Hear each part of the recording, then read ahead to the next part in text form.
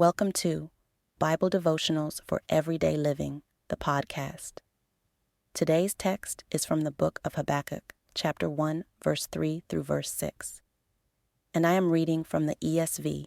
O Lord, how long shall I cry for help, and you will not hear? Or cry to you, violence, and you will not save? Why do you make me see iniquity? And why do you idly look at wrong? Destruction and violence are before me. Strife and contention arise. So the law is paralyzed, and justice never goes forth. For the wicked surround the righteous. So justice goes forth, perverted. Look among the nations, and see, wonder and be astounded. For I am doing a work in your days that you would not believe if told. For behold, I am raising up the Chaldeans, that bitter and hasty nation, who march through the breadth of the earth, to seize dwellings not their own. Before we begin today's devotional, if you desire to help the podcast grow, then press the like button, share the podcast with a friend or loved one, and follow or subscribe.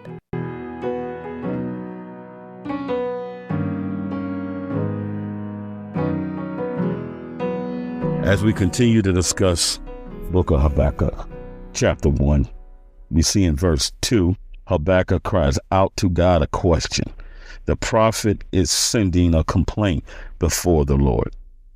Just like many people of faith at times, we will cry out, how long, Lord? Lord, how long? Lord, I called on help. Lord, I prayed to you. I have no response. My neighborhood is a war zone. My community is distraught. My family members have problems. And I've prayed for help, but I don't hear you. Where are you, Lord? This is a man of faith. He's not losing faith.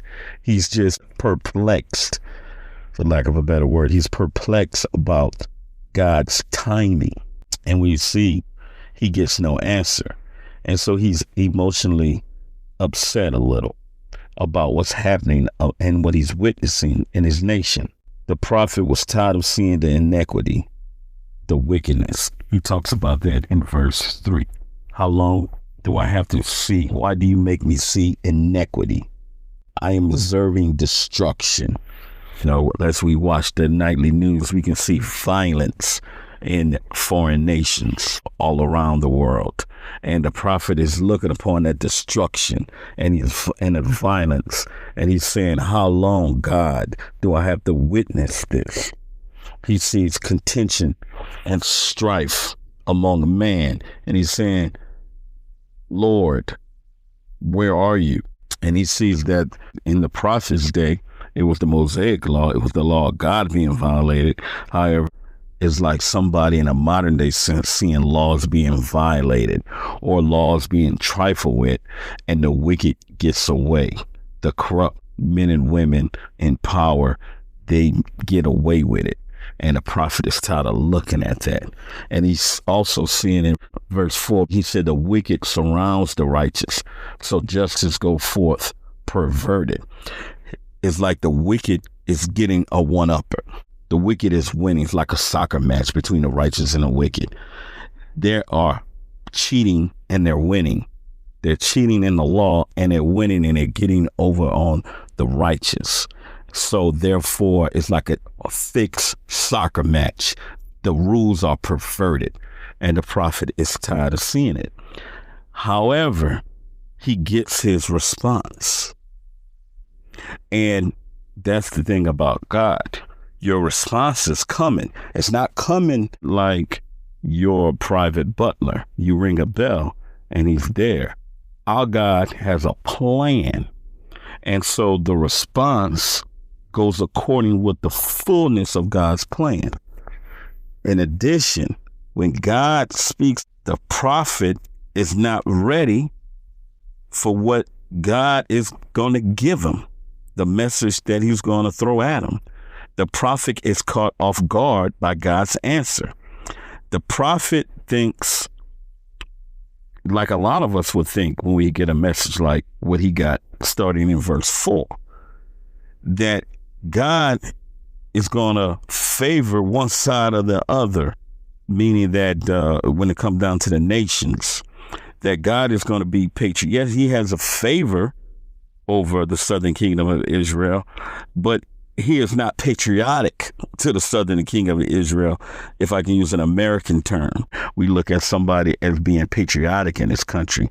So imagine this. Let me make this a little more clear. Imagine being in the prophet's shoes in modern day United States. And then you waited all this long time for a response from God. And when God gives you his response, his message is that he's going to raise up and empower the Chinese military, or he was going to raise up and empower and equip the Russian army for an upcoming invasion to chastise America because of its wicked ways. Now, if you were in the prophet Habakkuk's shoes, you would be disturbed by that message. God, I waited all this time and now you give me this message? This is not quite the message I want. I guess the prophet might have wanted him just to come fix the problems in his country. But God is saying, I am going to fix the problems by chastisement. This nation will be chastised, and I will use one nation to chastise the other nation. But look, before you start thinking that God then switched sides and now he's with the Chaldeans or the Babylonians, no, he's going to come back later and chastise them too. Because guess what? He is God over the world, over the globe, and he can move nations against nations as his choosing, as instruments of his righteousness. So we see that the prophet got an answer that he was necessarily looking for. And for some folks out there, those type of answers from God is upsetting to hear. But he gave you your answer. So, to close, not to stay too long, like Habakkuk, when we get a word from God or an answer, or when we can see that God has answered, it could be in your personal family. You can say, God, how long would you let James or Bobby Ray or Michael continue to act like this, or my cousins or my husband to behave this way? And then when you see a sign, well, God, I didn't know you were going to do this to make them stop. You have to be accepting of it, because your form of discipline is not his form of discipline. Your form of correction is not his way of correction. So you have to keep a blank mind, an unprejudiced mind when it comes to God's way of dealing with his people. Well, I hope this episode has blessed you. Please like, share, and subscribe. Thank you for listening to Bible's Devotional for Everyday Living, the podcast.